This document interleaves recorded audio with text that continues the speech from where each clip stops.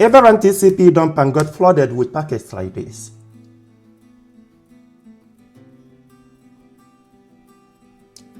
Instead of reading everything, use these filters in order to capture exactly what matters.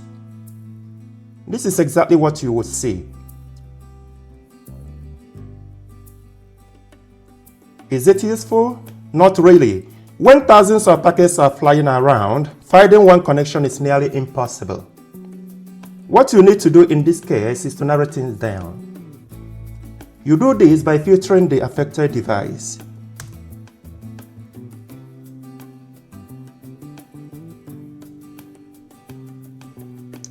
Now we are seeing traffic involving one machine.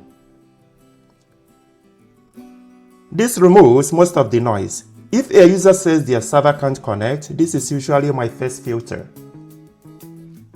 So here what you do, you look for the expected connections. See if there is missing traffic or if there are unexpected destinations. Sometimes this command might not be good enough. In that case, you can combine the port number.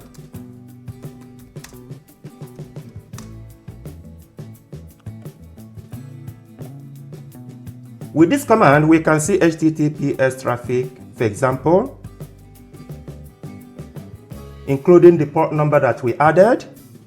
This is where troubleshooting becomes much easier for you because you have narrowed things down. This is where you try to find out if traffic is reaching the service, if some expected packets are not appearing, and if there are attempts to route responses.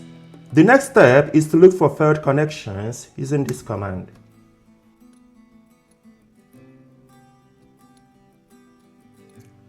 With this command, what we are looking at now are connection attempts.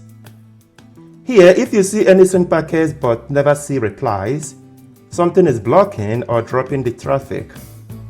This is one of the fastest ways to confirm a network problem. So basically here, look for send followed by replies. If there are repeated send packets with no replies, then there is an issue.